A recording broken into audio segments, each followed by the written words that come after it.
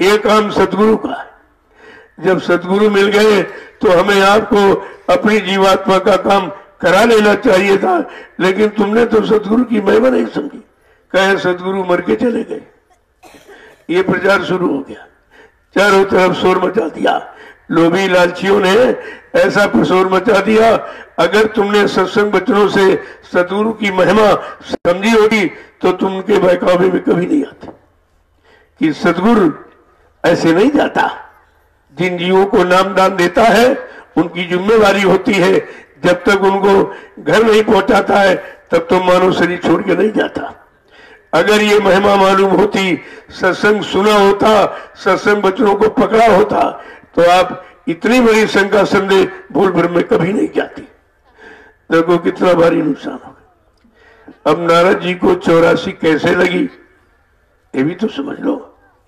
एक दिन आ रहे थे, एक काश्तकार का चने का खेत था, बड़ी अच्छी फलियां लगी, देखा बड़ी अच्छी फलियां, एक फली तोड़ के खा लिया, कहा बहुत मीठी है। जब विष्णु के यहाँ पहुंचे, कहा कहो नारद जी मृतलोक के क्या समाचार? कहा हमारा सब अच्छे। कहा सब तो अच्छे हैं, लेकिन तुम्हारी तो 84 बन गई। कहा कैसे? कहा तुम रास्ते से आ रहे थे, काश्तकार का खेत पड़ा चने का, तुमने बिना पूछे बिना आदेश के, उसने कितनी मेहनत की होगी, कितनी लागत लगाई, और तुमने कोई परिश्रम किया नहीं, कोई सेवा की नहीं, और बगैर सेवा परिश्रम के तुमने वो फली कैसे तोड़ के खा ली? एक चने की फली तोड़ पर 84 लग गई। तुम कितना अन्न भंडारे में खाते हो, कभी सेवा के बारे में सोचते हो? इसीलिए बार बार कहा जा रहा, यहाँ लाखों लोगों का अनाज आता है, उसकी रोटी बनती है, अगर सेवा नहीं करोगे तो 84 से कभी निकल नहीं सकते। ये 84 कहानियों नहीं होगी फंसाने। तभी आपको बार बार कहा जाए, लेकिन तुम समझते नहीं। यहाँ बहुत लोग पड़े खा रहे हैं, इतना लाद रहे हैं कि कितने जन्म इनको लगेंगे, रहते हुए भी कुछ नहीं पाओगे जब तक करोगे नहीं। बचनों के नहीं सुनोगे, बचनों का पालन नहीं करोगे, तब तक तुम यानी कहा कि घंटी की तरह तुम बंधे रहो, फिर भी कुछ प्राप्त नहीं कर सकते, कुछ नहीं मिलेगा आपको। ये सब जानकारी सत्संग से आपको दी जाती थी, लेकिन यहाँ तो बहुत लोग ऐसे पड़े खा रहे हैं। वो कहते रहे बहुत अच्छा, चलो भोजन मिल रहा है, कुछ काम नहीं पड़ रहा, ये नहीं, तुम खा नहीं रहे हो, लाद रहे हो। इतना लाद रहे हो, कितने बार अभी जन्म लेना पड़ेगा, बैल का, घोड़ा और खच्चर गधे का, तो कर्जे का भुगतान तब कर पाओगे। इतना कठिन बताया जाता। भंडारे की रोटी के 9 अंगुल दांत, और भजन करे तो उबरे, नहीं तो फारे हाथ। इतना कठिन रोटी है ये, और इसीलिए तुमको सेवा में लगाया जाता। कोई ना कोई सेवा जरूर करो, रोटी को अदा कर दो, रोटी का कर्जा नहीं रह जाए, इसीलिए सेवा में लगाया जाता। कोई ना कोई सेवा रखी जाती, नई जरूरत तभी सेवा रखी जाती, और तुम वो सेवा रखी जाती जो तुम कर सकते हो, उसमें भी तुम मान सम्मान देखते हो। अरे हम मिट्टी की डलिया टोकरी सिर पे रखेंगे, और तुम सिर पर कितने पाप कर्मों का बोझा लादे हो तो तुम्हें दिखाई नहीं दे रहा। जो बोझा लादे हो वो तो दिखाई नहीं दे रहा, उस बोझे को कैसे उतारा जाएगा? का एक डलिया मिट्टी की रख ले, वो बोझा उतर जाएगा। देखो कितना सरल तरीका कर्म कर्जा उतारने का, लेकिन समझ में आ जाए तब तो। आगे क्या कह रहे हैं कि मान लो कहना मेरा यार, मान लो कहना मेरा यार, मान लो कहना मेरा यार, मान लो कहना मेरा यार, संग इन तजना पकड़ किनार, संग इन तजना पकड़ किनार, मुसाफिर तुम रे ना होशियार, मुसाफिर तुम रहना होशियार, ठगों ने आन बिछाया जाल, ठगों ने आन बिछाया जाल। देखो संत महापुरुष एक एक कदम पर चेतावनी दे रहे, आपको होशियार कर रहे हैं कि बड़ी सावधानी से यहाँ रहना। उसने इतने जाल फंसाने के बनाए हैं, कहीं न कहीं तुमको जरूर फंसा लेगा। लेकिन कहा मेरा कहना मान लो, इन पांचों से अपना किनारा करो। काम से, क्रोध से, लोभ से, मोह से, अहंकार से धीरे धीरे इनसे किनारा करो। कि गुरु बिन और न कोई रखवार, गुरु बिन और न कोई रखवार, गुरु बिन और न कोई रखवार, गुरु बिन और न कोई रखवार। कहूँ मैं तुझसे बारंबार, कहूँ मैं तुझसे बारंबार। बिना सदगुरु के काम, गुरु, लोभ, मोह, अहंकार जैसे प्रबल शत्रुओं से कोई छुटकारा नहीं दिला सकता। इनसे बचना बहुत मुश्किल है। इन्होंने किसी को नहीं छोड़ा। जो हजारों वर्ष इसी जमीन पर तपस्या किया, जहां आप बैठे हो, इनको भी नहीं छोड़ा। इनको भी पकड़ के रखा। देखो कितने ये सबल है कि सबको पकड़ के रखे, किसी को नहीं छोड़ा। तो इनसे छुटकारा हम सब कलयुग के कमजोर जीव कैसे पाएंगे। कहा कि गुरु बिन कोई न तेरा रखवार, तेरी रक्षा हिफाजत करने वाला सदगुरु के सिवा कोई नहीं। समय से अपने सदगुरु को पकड़ लो। पकड़ लिया तो तुम्हारे पास कोई नहीं। जैसे बड़ा अधिकारी तुम्हारे साथ हो तो छोटे अपने आप डर जाते। अरे नहीं भाई, उसका बड़ा सोर्स है, वो तो बड़े अधिकारी का आदमी है, तो छोटे सब डर जाते। ठीक इसी तरह से समर्थ सदगुरु सबका अधिकारी है।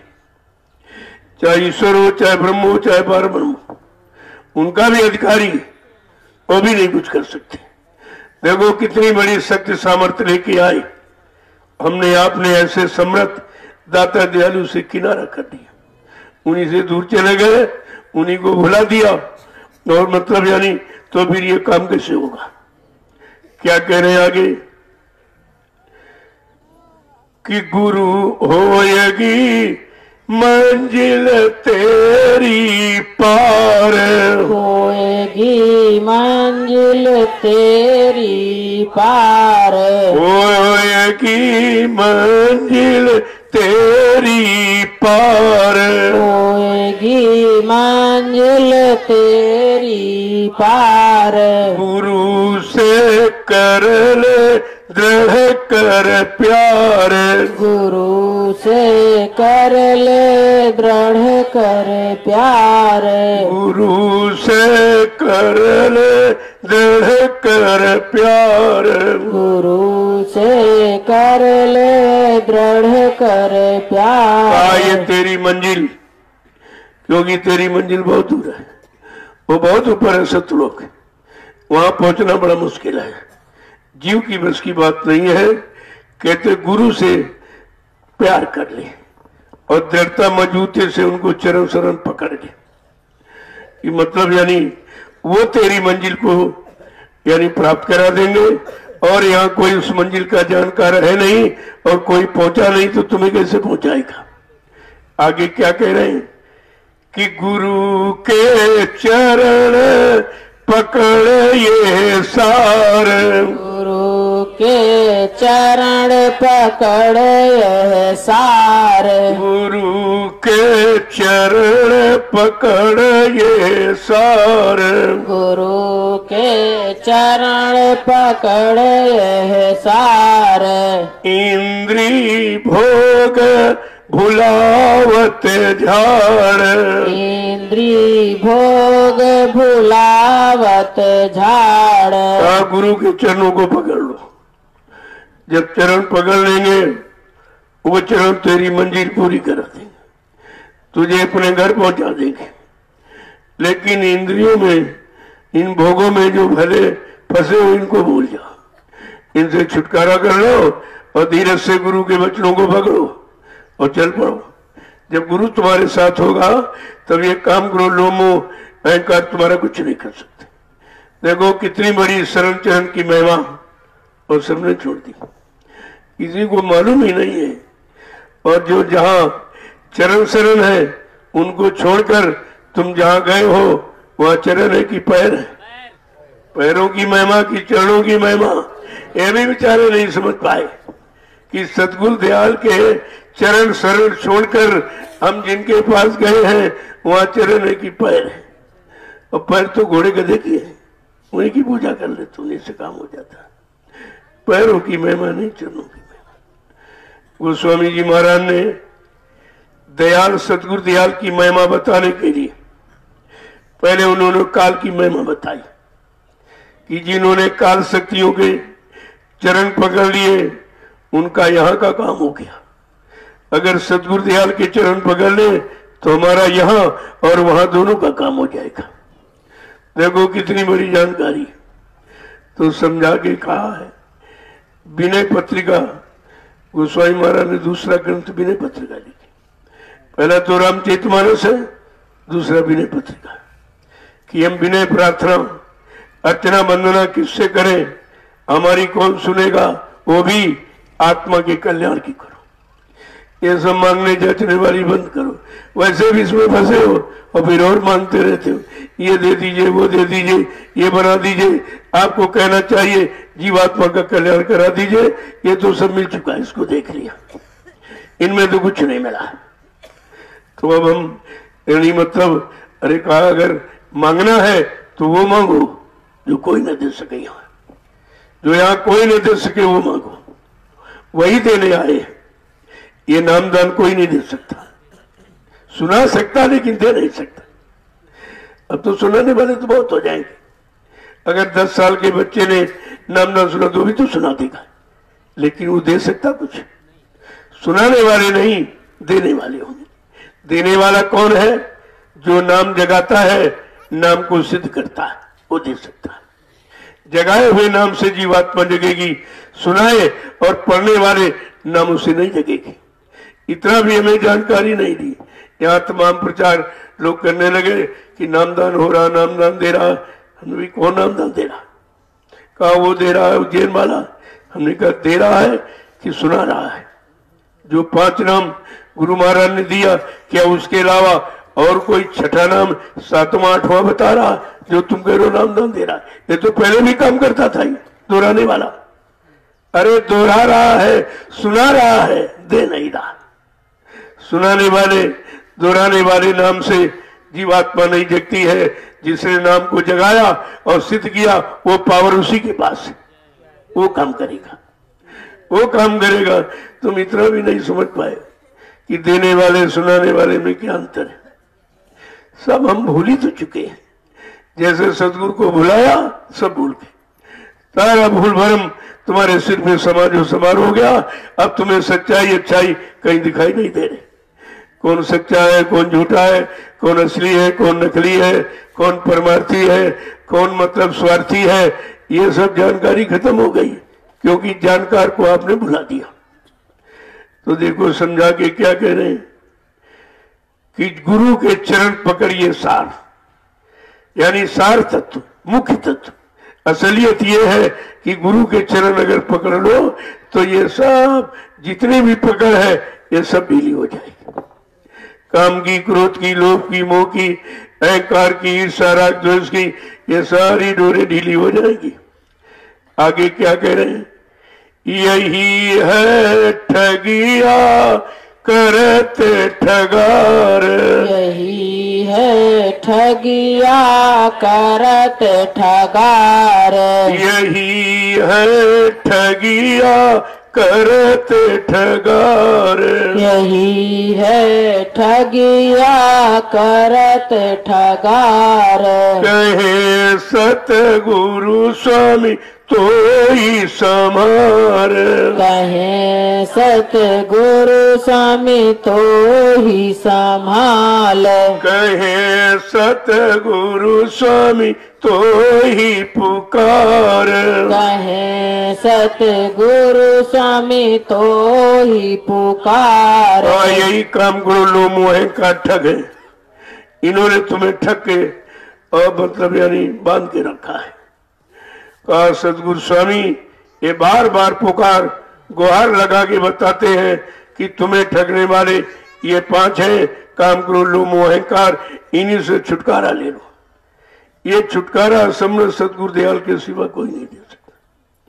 ये काम किसी के पास नहीं है। कहते हैं सबने ठगा और सबने लूटा, अब तू सतगुरु की शरण में आ जा तो कहा तेरा उद्धार हो जाएगा। कि शरण में आ जा ले संभार, शरण में आ जा ले संभाल, शरण में आ जा ले संभार, शरण में आ जा ले संभाल। नाम संग हो जा होए उद्धार, नाम संग हो जा होए उद्धार। मुसाफिर तुम रे ना होशियार, मुसाफिर तुम रहना होशियार। ठगों ने आन बिछाया जाल, ठगों ने आन बिछाया जाल। देखो जहाँ जहाँ फंसे हो, जिसने फंसा, जिसने आपकी शक्ति लूटी, खराब की है, कहते चलो हो गया सो हो गया, तू अब भी शरण में आ जा, मैं तेरी संभाल कर दूंगा। देखो कितना बड़ा वादा है कि तुम सब जगह ते लूटे हो, सबने खूब लूटा है। काम ने, क्रोध ने, लोभ ने, मोह ने, अहंकार ने तुमको बिल्कुल जर्जरित, कमजोर बना दिया है। अरे अभी तू शरण में आ जा, मैं तेरी संभाल कर दूंगा। कितना बड़ा वादा सतगुरु दयाल का। हमने आपने कुछ नहीं समझा। अगर ये सब जान लेते, समझ लेते, तो अब तक तो हमारा आपका काम शुरू हो जाता। लेकिन हमने आपने जब समझा नहीं, जाना माना, पहचाना नहीं, तो ये काम कौन करेगा। जय गुरुदेव,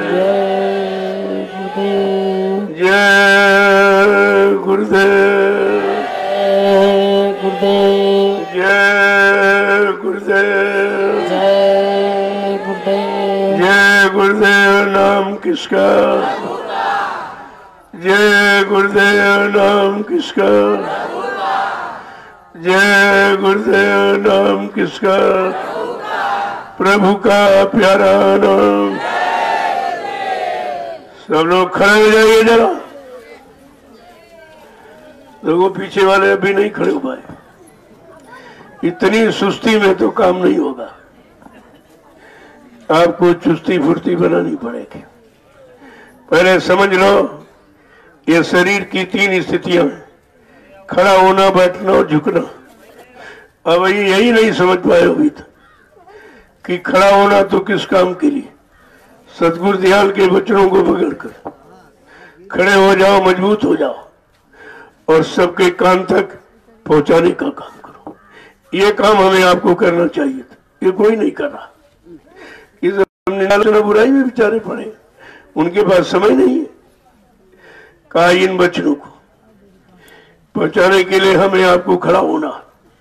जब बैठो तो साधना के लिए बैठो और झुको वहां जहां कुछ मिले। अभी कोई पैसा पड़ा, फट से झुक के वो उठा लोगे। यानी जहां कुछ मिले वहां झुकना है। अभी तक 3 स्थितियों को हम समझ नहीं पाए कि खड़ा होना तो किस काम के लिए, बैठना तो किस काम के लिए, झुकना है। कहाँ झुकना है? जहां कुछ मिले, जहां कुछ तुम मिले, वो मिले जो कहीं न मिले, वहां झुकना है।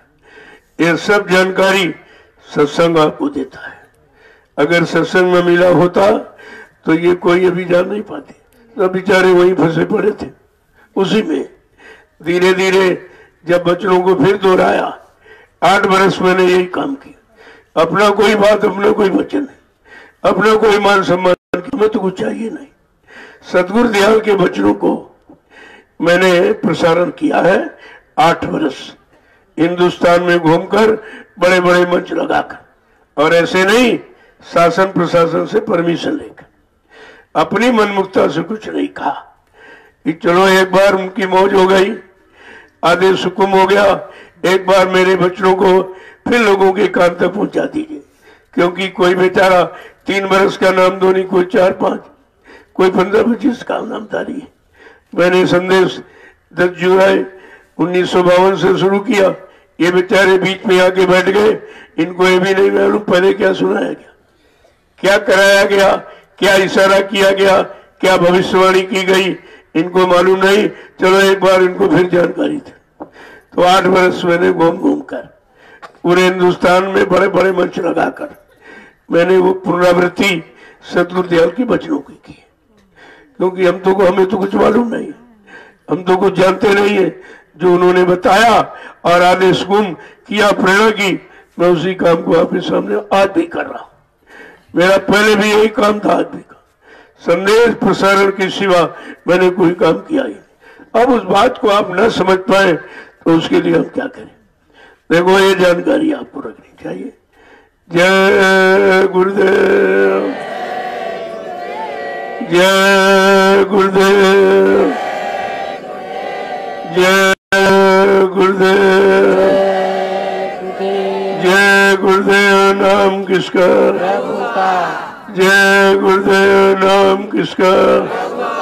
प्रभु का प्यारा नाम।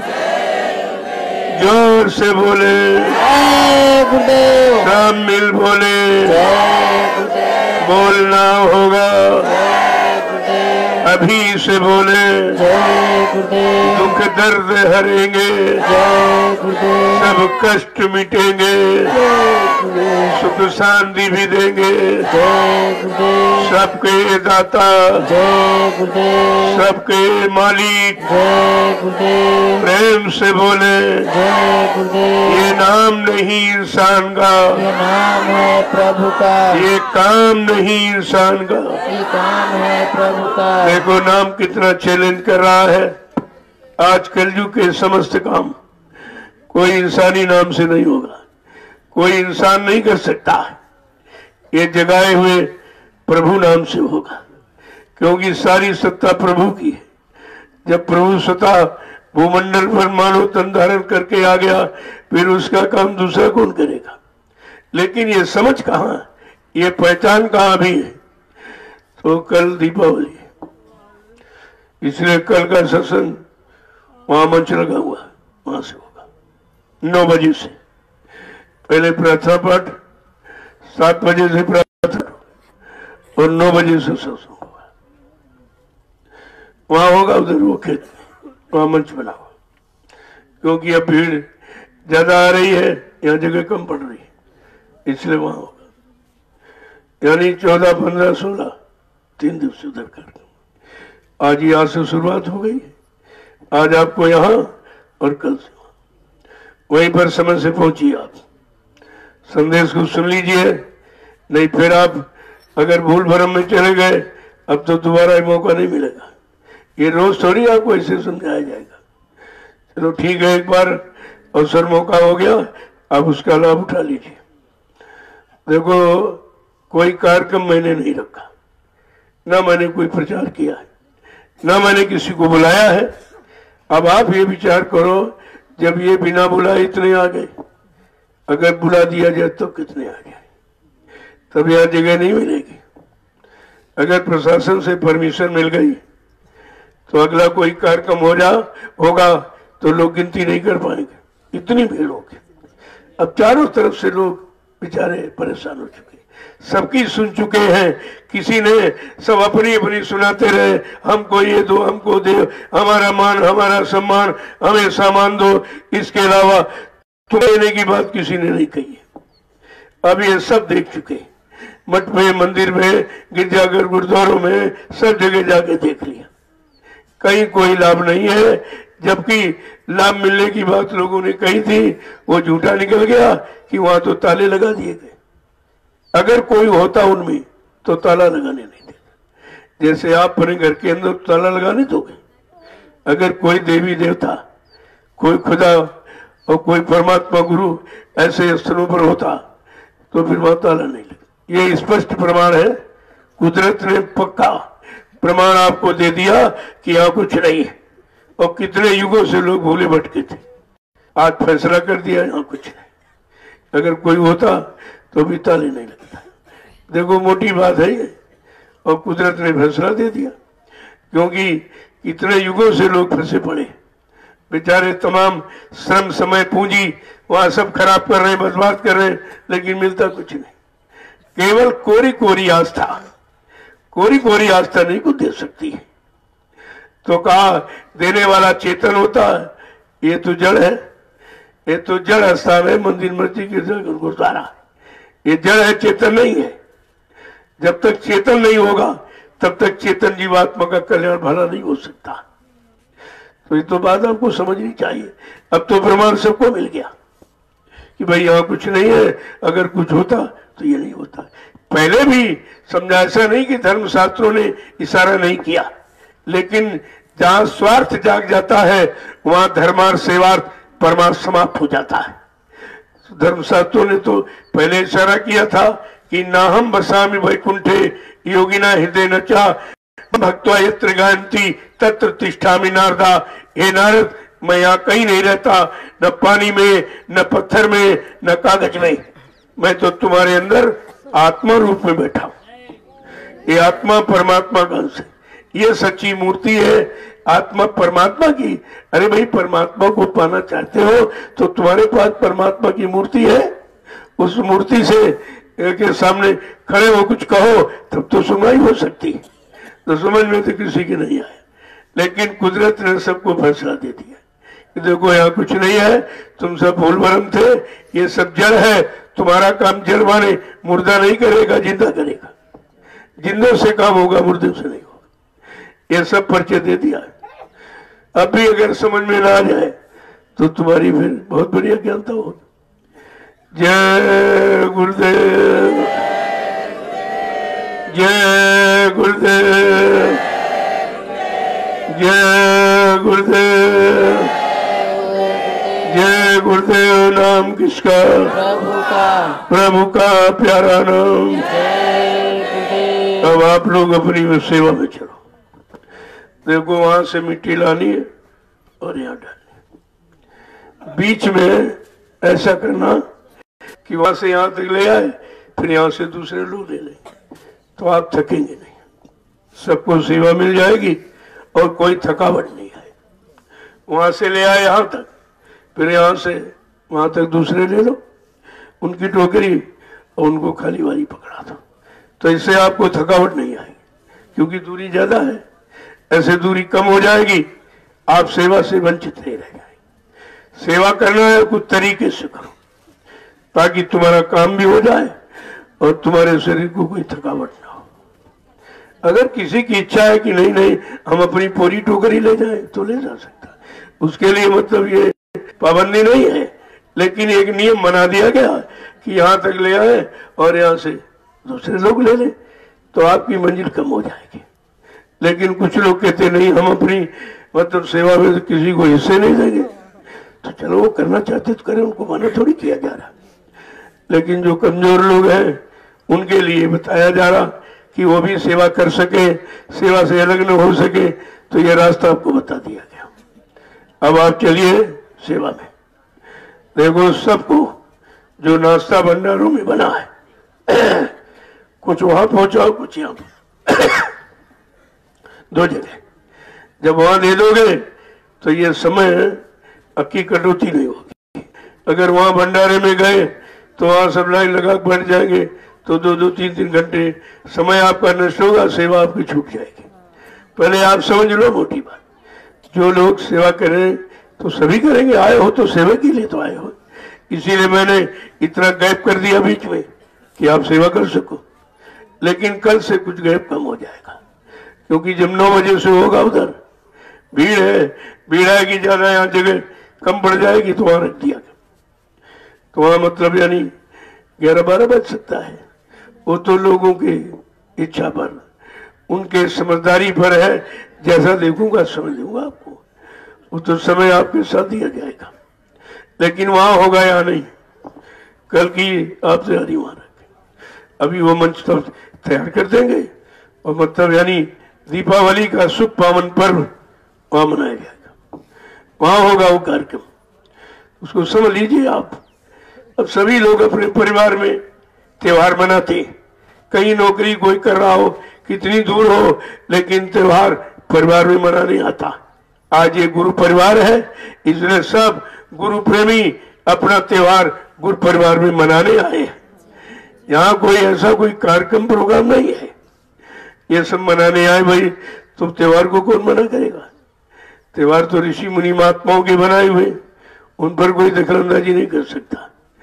तो आप त्योहार मनाने और मनाइए। आप कल आपको बताया जाएगा कि दिवाली का मतलब क्या है।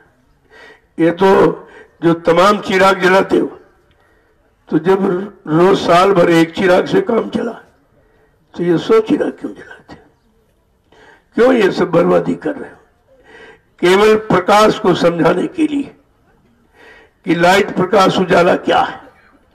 क्योंकि जीवात्मा प्रकाश देश की रहने वाली, जहां अखंड प्रकाश है, परम प्रकाश रूप दिन राती, ना चाहिए घर दिया और बाती, जहां चिराग बत्ती लगाने की जरूरत नहीं है, ऐसे परम प्रकाश देश की रहने वाली जीवात्मा है। केवल प्रकाश की महिमा बताने के लिए ये प्रमाण महात्माओं ने रखा।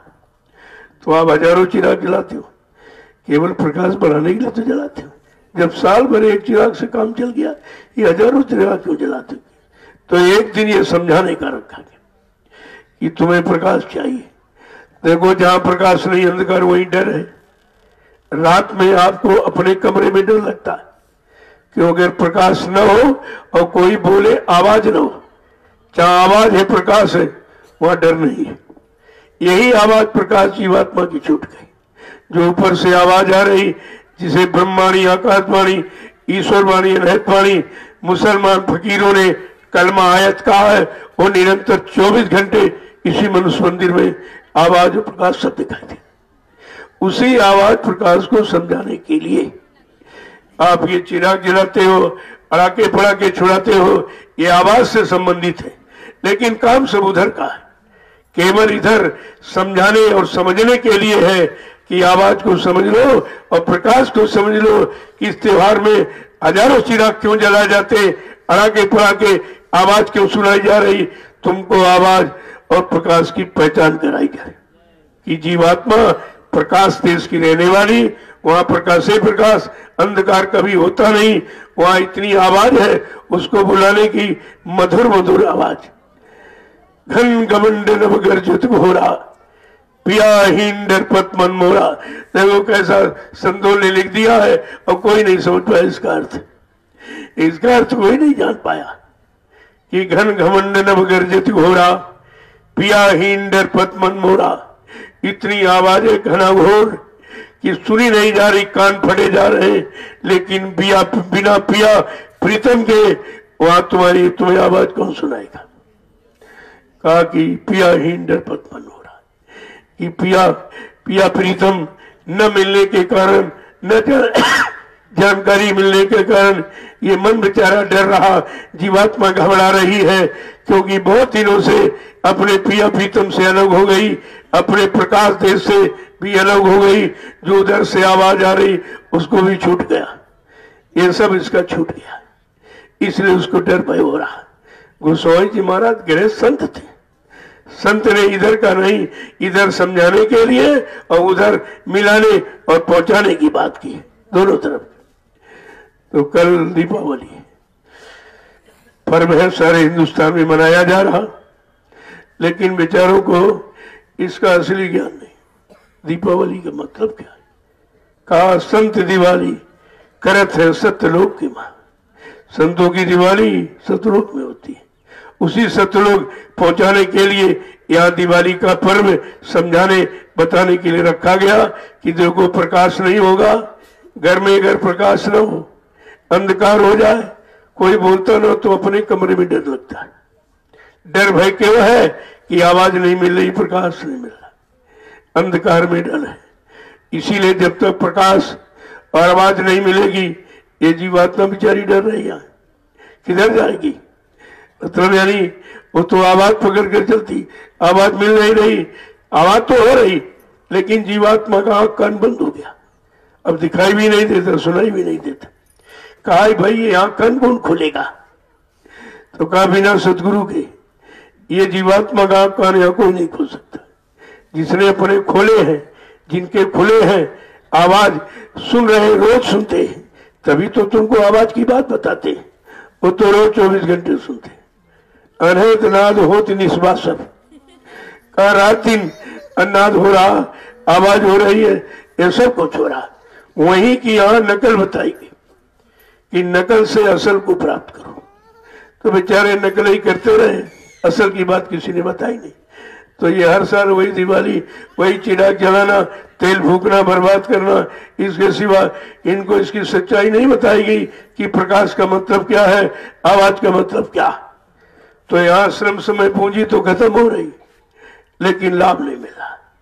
क्योंकि श्रम समय पूंजी कहाँ के लिए, किसको पाने के लिए खर्च की जा रही, जब तक ये जानकारी नहीं मिलेगी इसका लाभ कोई नहीं प्राप्त कर सकता। जय गुरुदेव, जय गुरुदेव। अब आप चलिए सेवा में, सेवा में चलिए। अब यहाँ आए हो तो कुछ शरीर को मांझो, जो भी बुरे पाप कर्म हो गए उनको धीरे से सेवा से उतार दो।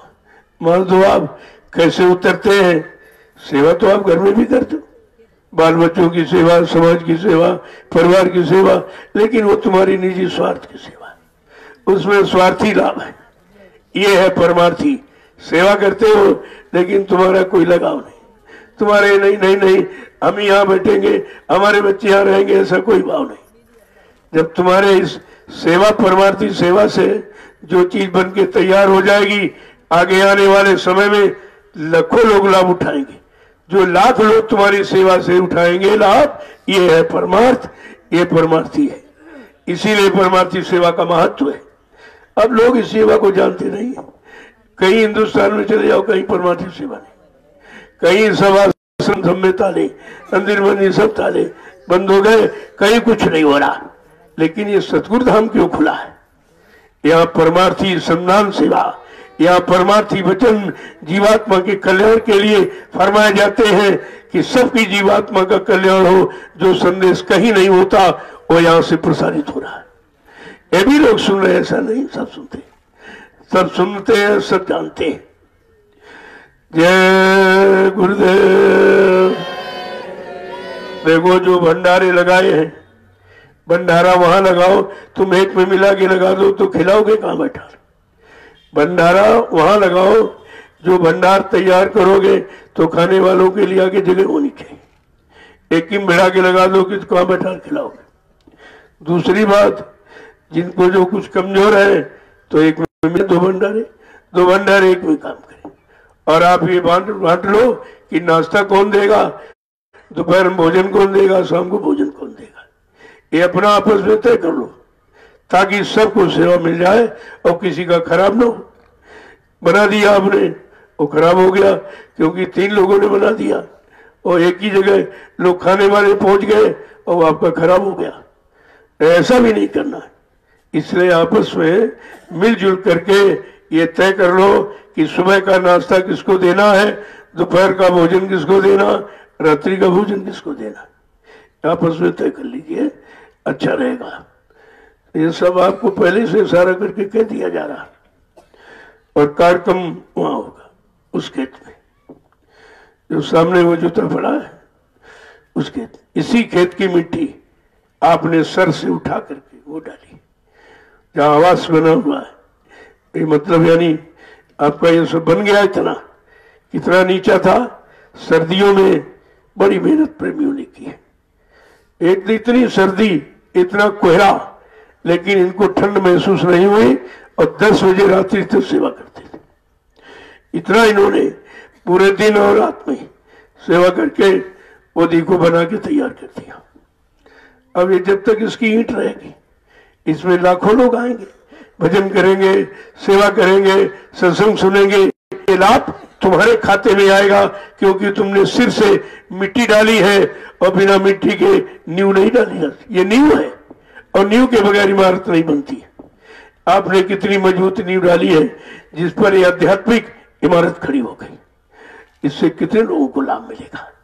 आपकी सेवाएं उसमें कलेक्ट होगी, रखी जाएंगी उसमें। इसीलिए तो ये सब बना के तैयार, गोदाम तैयार हो गया क्योंकि तुम्हारी कोई सेवा खराब ना हो। अब ये झोपड़ियों में तो अनाज नहीं रह सकता, सर्दियों में और बरसात कीड़न पकड़ कर अनाज खराब कर देती है।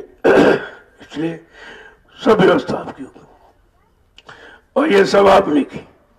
आपकी शारीरिक श्रम, आपकी गाड़ी कमाई, आपने समय, तीनों चीजें दिया है, ये तैयार हो गया। देखो कितना बड़ा लाभ है। जब सेवा सही जगह लगेगी तो सेवा का लाभ मिलेगा। मैं बराबर यही कहता हूं, भाई सेवा वहां दो जहां से तुम्हारा कुछ काम हो। और तुमने ये देखा नहीं कि सेवा दे रहे हो, भाई कोई काम में लग रहा कि नहीं लग रहा। इतनी सेवा दी गई, जो 60 बरस उसका बंदर बांट हो गया, सब लूट के खा गई। आपकी सेवा कितनी गलत जगह लग गई, और अब भी लोग दे रहे, वो अब भी नहीं बेचारे समझ पा रहे। ये नहीं पूछ रहे भाई 60 साल जो मथुरा में सेवा दी गुरु के हाथ में, वो सेवा कहाँ चली गई, उसका हिसाब लेना चाहिए। आप हिसाब तो देना पड़ेगा। वो समय आ रहा, एक एक पाई का हिसाब लिया जाए। कोई ये मत समझे कि कुछ नहीं होगा, सब ऐसे ही है। अरे ये सतगुरु दरबार है, यहाँ दया का भंडार है। अगर दया हट जाए तो काम मेरा जैसा कोई कसाई नहीं है, सब सजा देने वाला। आता किसी को सजा नहीं मिलेगी, एक एक रुपए का हिसाब सबको देना पड़ेगा। ये हंसी मजाक का दरबार नहीं है। आप देखते जाइए कि कैसे कैसे परिवर्तन होता है। सत्संग सुना सुना कर, सेवा में लगाकर धीरे धीरे परिवर्तन हो जाएगा। पहले तुम्हारे विचार बदलेंगे, तुम्हारा खान पान बदलेगा, तुम्हारी संग सोबत बदलेगी, तुम्हारे कर्म बदलेंगे। यही तो परिवर्तन है। परिवर्तन तुम्हारे से ही निकलेगा। तुम्हारे अंदर परिवर्तन है, लेकिन उस परिवर्तन को समझ नहीं पा रहे हो। उसी के लिए यह आधार बनाया गया। सत्संग वचन का, सेवा का और भजन का ये आधार है। इसी आधार पर जब चलोगे, तुम्हारे अंदर से सतयुग निकलेगा। तुम्हारे अंदर से सभी, कहीं किसी बाजार देश से बाबा जी पकड़ के नहीं ले आएंगे जो आपको देंगे, ले सतयुग आ गया। वो तो तुम्हारे अंदर बैठा हुआ। 24 घंटे में खुद ही आप विचार करो, कितने बार आप कलयुग में जाते हो, कितने बार सतयुग में जाते हो। जब कोई बुरा विचार आ जाए तो कलयुग है।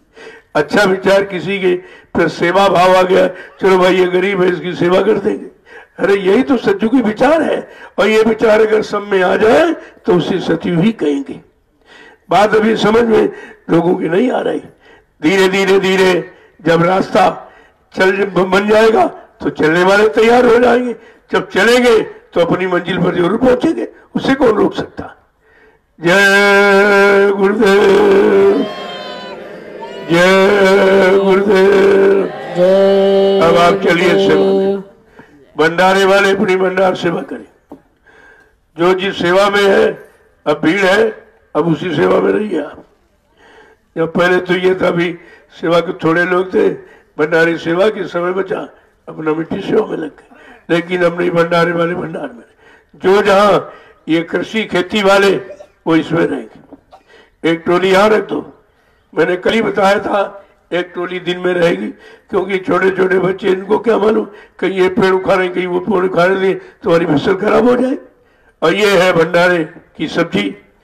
तो एक से एक टोली आपकी दिन में भ्रमण करेगी, देखेगी इधर किसी को आने मत देना। ये मतलब इसमें प्रवेश मत लेने देना किसी को, क्योंकि बच्चों को क्या मालूम, वो तो खिलौना समझ के इसको उखाड़ फुखाड़ फेंक देंगे और मतलब नुकसान हो जाएगा। तो ये सब देख रेख करना, यही तो आपको काम है। तो एक टोली दिन में, एक रात्रि में। जो रात्रि में टोली रहेगी थोड़ा सशक्त रहेगी, झंडे डंडे के साथ।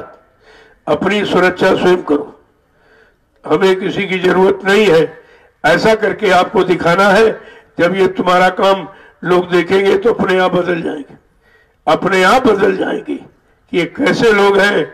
मतलब यानी अपनी सुरक्षा अपने आप करते हैं, इनको किसी की सुरक्षा बल की जरूरत नहीं है। हमारे यहाँ वॉलंटियर खुद तैयार है, तो मैंने सब व्यवस्था बना रखी, ये सब चीजें। तो रात्रि सेवा थोड़ी सख्त होगी। दूसरी बात, 10 बजे के बाद कोई लड़की कोई महिला बाहर नहीं निकलेगी। अगर दिशा मैदान जाना है तो किसी के साथ जाओ, अकेले कोई नहीं जाएगा। बात का ध्यान रखिए आप। 10 बजे के बाद कोई निकलेगा नहीं। ये घूमने फिरने का स्थान नहीं है, बैठ के भजन करो। बहुत घूम लिया, बहुत बाजार मार्केट करके देख लिया, क्या मिला आपको? तो यहाँ ये काम करने नहीं आए हो। और सादगी में, मैंने कल भी आपसे इशारा किया था, यहाँ बेटी बन के आओ, बहू बन के नहीं। कोई जेवर फेवर, कोई मतलब अच्छे कपड़े पहन के आओ तो सेवा नहीं करोगे। जब अच्छे कपड़े पहनोगे कहोगे रे सेवा मिट्टी नहीं हमारी, गंदे हो जाएंगे, गंदे हो जाएंगे। ये कपड़े तुमको सेवा से वंचित कर देंगे। ऐसा कोई काम मत करो जिससे तुम्हारा, वैसे बालू है कपड़े में लगती नहीं, ये मिट्टी नहीं लगती। आप ऐसी जगह आए हो जो सब तरफ से सुरक्षित है। ये टुकड़ा 88,000 ऋषियों की तपोभूमि है, ये सुरक्षित है। देखो यहाँ कोई बीमारी नहीं, कोई बीमार नहीं, कोई मरीज नहीं, सब ये देख रहे हैं, सब समझ रहे हैं। पूरा देश इस बात को समझ रहा कि सारा हिंदुस्तान डर रहा है, भयभीत है, लेकिन 88,000 ऋषियों की तपोभूमि नैमिषारण्य क्यों सुरक्षित है? विचार तो सभी कर रहे हैं इस पर। अरे भाई ऋषियों की महिमा है, उन्होंने इतनी मेहनत की, हजारों वर्ष तपस्या की, इस भूमि को पवित्र पावन बनाया, तो उसका लाभ किसको मिलेगा? ये भी तो लिखा गया। ये नहीं लिखा उजारी पुजारियों को लाभ मिलेगा, सीधा लिखा है तीर्थवर नैमिष विख्याता अत पुनीत साधक सुख जाता। ये तीर्थों का तीर्थ ये नैमिषारण्य है, पावन पुनीत है। यहाँ जब किसी संत के साधक आएंगे, जीव आएंगे और नाम की कमाई करेंगे, 88,000 ऋषियों की तपोभूमि का लाभ उनको मिलेगा। स्पष्ट है ये। और देखो समय से आप आ गए। कोई नहीं जानता था कि नैमिषारण्य में कभी कुछ होगा, किसी के दिमाग में बात नहीं थी। क्यों? जो पिछली गुरु पूर्णिमा हुई उसी गुरु पूर्णिमा से ये काम शुरू हुआ, जबकि आदेश तो पहले था। 10 जुलाई 1997 में ये गुरु पूर्णिमा कार्यक्रम इसी नदी को उस पार हुआ था। अपार भीड़ थी और आखिरी दिन कहा कि बच्चा ये 88,000 ऋषियों की तपोभूमि है, यहीं से सतयुग के अंकुरन निकलेंगे। उसी आदेश पर ये काम हो। यहाँ पर मन से कुछ नहीं, तुम सब भूल गए हो तो अंकुरन क्या कोई आसमान में होंगे? अरे सारा आधार जमीन ही तो है। जब यहाँ से सतयुग के अंकुरन निकलेंगे, इतने शुभ काम का यानी शुभारंभ यहाँ से होगा, तो यही जमीन पावन और पवित्र है और यहीं से काम शुरू हो रहा। अपने मन से यहाँ कुछ नहीं किया जा रहा। तुम बचनों को भूल गए हो, इसीलिए तुम्हारे में शंका पैदा होगी। जय गुरुदेव। अब आप जो लोग चलिए सेवा में करिए। मतलब यानी जब मैं शाम को सबसे मिलूंगा, शाम को जब सेवा करोगे वहां भी मिलूंगा और यहाँ भी मिलूंगा। वैसे देखूंगा कि जगह कहाँ ठीक ठाक है, पर्याप्त कि भीड़ काफी है, उसी स्थान का चुनाव कर लिया जाएगा, वहीं आपसे मिल लूंगा। बहुत ज्यादा भीड़ और आ जाएगी तो जहाँ कार्यक्रम होगा वहां मिलूंगा सबसे। कोई ये ना कह सके अरे भाई हमसे मिले नहीं, हम कुछ कहना चाहते थे, कुछ परेशानी बीमारी बताना चाहते थे, या कुछ और कोई सेवा एवा का भाव तुम्हारा है, तो ये सब काम होगा, ये सब शाम को होगा। अभी कुछ नहीं, अभी आप सेवा करिए, सेवा में कोई बाधा मत डालिए। शाम को सबसे मिलूंगा, सबको प्रसाद, खाली आपसे मिला भी साथ दिया सबको, कोई बाकी नहीं रहा जिसको प्रसाद न मिला। ये प्रसाद हिंदुस्तान कोई नहीं दे रहा, कहीं नहीं दे रहा, सब लेने वाले देने वाला कोई है ही नहीं। जहां तुम जाते हो, किसी मंदिर में गए, किसी मतलब धर्म स्थल पर, तो तुम ही प्रसाद लेके जाते हो, वहां का पुजारी तुम्हारा डिब्बा रख लेता, उसी में से थोड़ा लौटा देता, लेकिन अपनी तरफ से कोई प्रसाद नहीं। प्रसाद बनाया जाता, ये बाजारों में और दुकानों पर बिकने वाला प्रसाद नहीं है। प्रसाद तो बनाया जाएगा, तब बनेगा। बनाएगा कौन? जिसने सतगुरु दयाल को खुश कर लिया, उनके आदेश हुकुम का पालन